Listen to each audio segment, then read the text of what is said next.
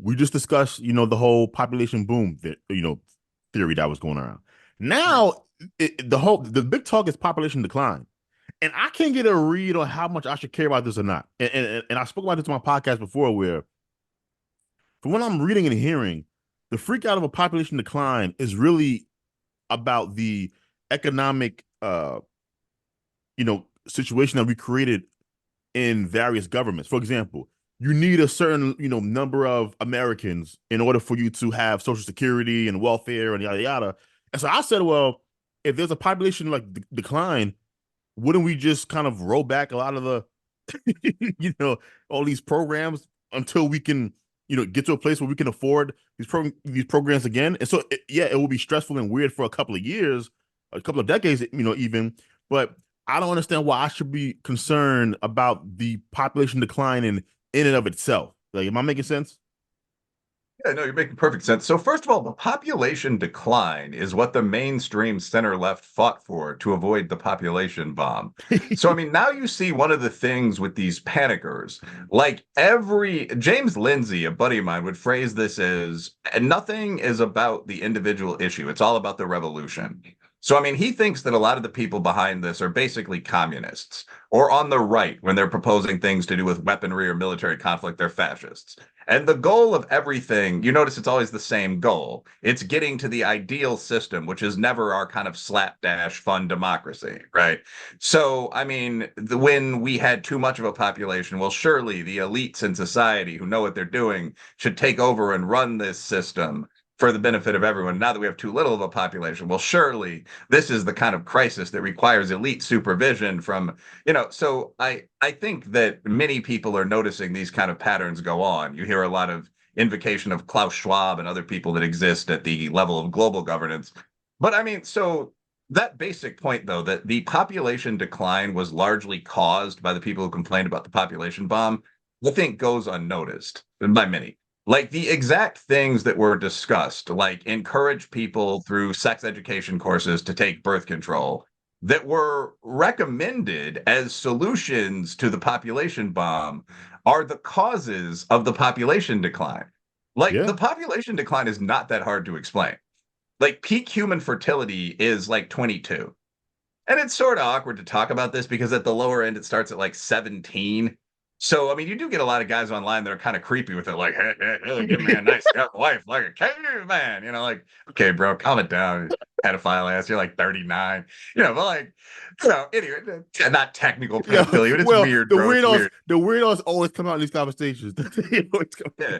Yeah, like how'd you even know that? Like I heard that fact from a man that was 41 and I checked it out, it's true, but it's like, what made you Google that? But anyway, but like, okay, so you start here and then you go to like, it's not even 30. Like women's advocates will sometimes say that, but it's like it peaks at like 27.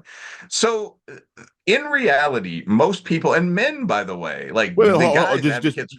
not to cut you off. Just I want to make sure that I'm following my audience. So you're saying peak fertility is this men and women is 17 to 27?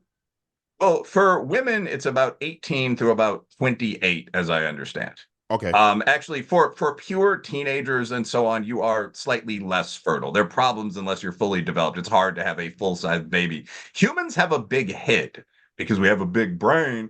So like having the full like passing that out can cause injury. But Gotcha. it's like when you're a young adult, like the when you're varsity, like when you're at the point where you'd be playing for like a college team, is probably when you're at the point when you would start having babies in normal tribal life. Yes. Like you were a young warrior for a year or two. Now, a bigger male warrior has like wed you. You have your cask of honey wine, and you're going to start having kids. That's what happened, at least in primitive societies. Later on, he might apprentice as something for a couple more years. So you move that back a few years. But throughout most of history, prior to say 28, 29, within that fertility cusp, people married and they had children. Now, the initial age for marriage in the USA is, I believe, 31 for men and 29 for women. And by the way, like, I'm certainly not a male feminist, but like, because I'm not a creep, but I mean, like, I, I'm not just going to bust on the women here. Like, for the same kind of fertility declines do occur for men. Now, obviously, we see Al Pacino have kids at 80. It's not the same trajectory, but a lot of it's just about aggression. Like as a young man, you're very interested in having sex maybe 3 or 4 times a day, to the point where girlfriends and women in general joke about it. Yeah. As an older guy, I mean, you move on to almost the female schedule. Like married couples sleep together 2, 3 times a week. You know, guys have jobs, they're lawyers or whatever. So you also are not bringing that same intensity to the pursuit of new life. So men get married at 31, women get married at 29. Both people now have careers. Again, you're having sex twice a week, not always during the cycle of ovulation or whatever. I'm not a gynecologist, but I mean, you're going to have fewer kids than if you live together, you're 22, you have sex every day, and you're sharing a farmhouse. So right now, in almost no Western society, is the birth rate, TBR, total birth rate, at replacement levels. In the USA, it's at 1.67. And because young people, especially young males, tend to die early on for silly reasons, you need 2.1 or 2.2 for the population to keep replacing itself. So we know why this is happening at a deep level. It's driven by things that we've been encouraged to do for decades. The feminist migration of women into the workforce, which has been good and bad. The massive use of contraceptives. I don't see why everyone doesn't just accept that that's point one. People can take birth control now. That's it. At a secondary level, it's an age thing. I have a And I theory. mean, your question doesn't matter is a good question. So here's my theory of what's happening here, right? Because so from what you described, birth control, women going to the workforce. I kind of put that underneath the category of we kind of have cut a lot of accidental births, uh, a good chunk of it, right? Now there is some discussion amongst I listened to one podcast and they said that when the pill got rolled out, that the number of abortions actually went up, which is I don't know if that's true or not, but it is interesting. But let me stay on my point. Here's my theory: once you get rid of accidental births, right, meaning the kids that come because like you want to have sex, and in a world with no contraception, even if you're trying to pull out whatever, you're gonna have accidents, right?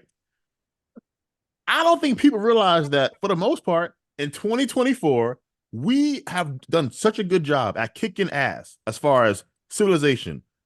We have a whole bunch of stuff that we would rather do than raise children. No one is saying that point, and I think it's the most obvious point that the birth rate is declining because we have so much stimulus. You have porn, you have video games, you have women have careers now, right? The fashion, all of these things that we didn't have back when we were in these hunter gatherer societies, whatever. That it's just more appealing than raising a child, especially the early years, because children don't really get fun until like 6, 7. So that's my theory. No, I think there's a lot of truth to that. I mean, and this is another thing that people just never actually say. Like, raising kids is a lot of work. And I mean, the old guy joke is until they get old enough to catch a ball, it's not enjoyable. Yeah, I think that's right. Like, when I think about my time in kind of the party and sort of sexual play scene almost as a, younger, fitter guy, I mean, like, I would try very hard not to have kids. Like, I mean, we like to the point of talking with girls, like, oh, so what are we gonna do? You want me to use a condom? Are you on protection? Like, I go down too. What are you cool with that? Like, it would just be like you'd Mhm. have conversations about very specifically, like, how are we not going to have children? I noticed you already got a couple kids around here. You're not looking for any more. Like, it's to the point where it became kind of ridiculous.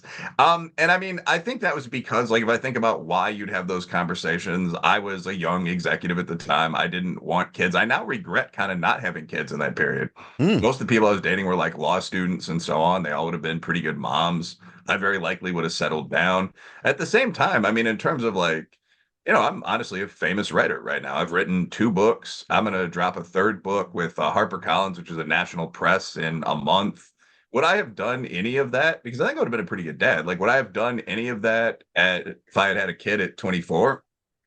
And as a man, it's a little different because, first of all, like, I mean, you don't want to say something like you can always adopt an abused cousin, but as a guy, you can definitely adopt. I mean, realistically, through maybe 45, 50, you can honestly have kids through 45, 47.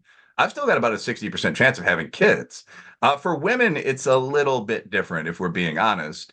But I understand specifically why I didn't have children. I didn't want children. I thought they would impede any career trajectory I went on, whether that was in sales, if I wanted to get up to the VP level, whether that was in academia, definitely, where you have to move across the country and your first job's paying you $45,000 a year, anything like that. And I imagine for women, it's even more serious because you're going to give birth. Like you're going to be out of the job Yeah. market during your most cutthroat first 2 years for 9 months. So yeah, that's a big factor.